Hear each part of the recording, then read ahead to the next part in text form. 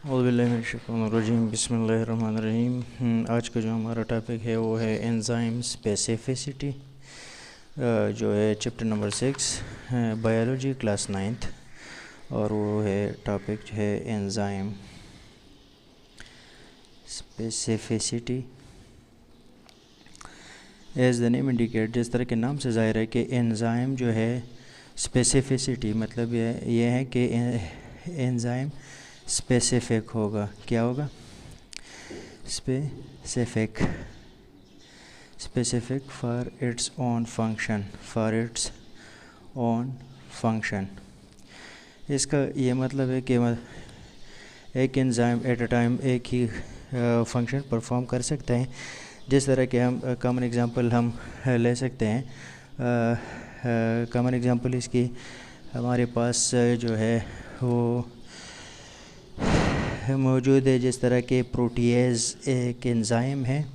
कौन सा? प्रोटीएज एक एंजाइम है, और प्रोटीएज का फंक्शन क्या है कि स्पीड अप द डाइजेशन। क्या करता है?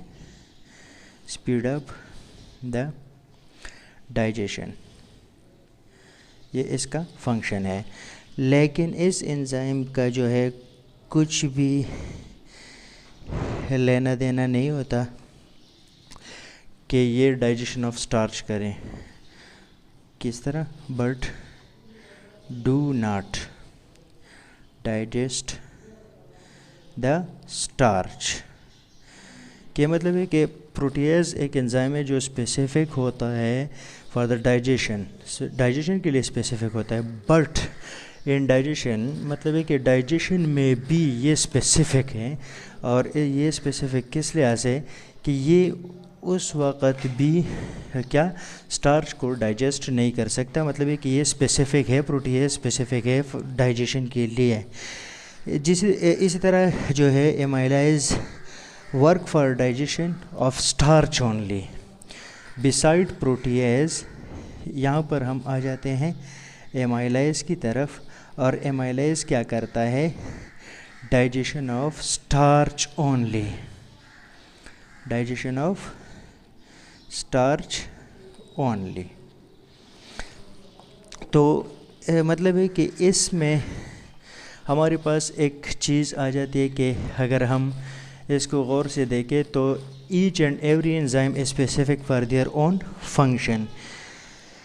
इसमें जो है सेलुलोज है, speed up the digestion of cellulose only, जिस तरह के नाम से ज़ाहिर है सेलुलेज क्या है कि ये सेलुलोज को डाइजेस्ट करता है। सही है। और ये लाइपेज है तो ये लिपिड्स को करते हैं। तो इस तरह मतलब है कि इसमें जो है हम कहते हैं इसकी जो एक छोटी सी डायग्राम टाइप हम ले लेते हैं, तो वो डायग्राम हमारे पास क्या आ जाएगी। फॉर एग्जांपल ये हमारे पास क्या है? एक एंजाइम है। क्या है? एक एंजाइम है, और इस एंजाइम के लिए हमारे पास दो किस्म के सबस्ट्रेट होंगे। तो एक सबस्ट्रेट हम इस तरह ले लेते हैं कि एक ये हो जाएगा हमारे पास।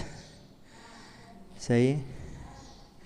और दूसरा जो है हमारे पास किस तरह का आ जाएगा? दूसरा हमारे पास ये आ जाएगा कि ये हम इस तरह कर लेते हैं। तो यहाँ पर अगर हम देख लें तो ये हमारे पास क्या चीज़ है? ये हमारे पास एंजाइम है, ये हमारे पास सबस्ट्रेट 2 आ जाएगी, ये हमारे पास सबस्ट्रेट 1 आ जाएगी।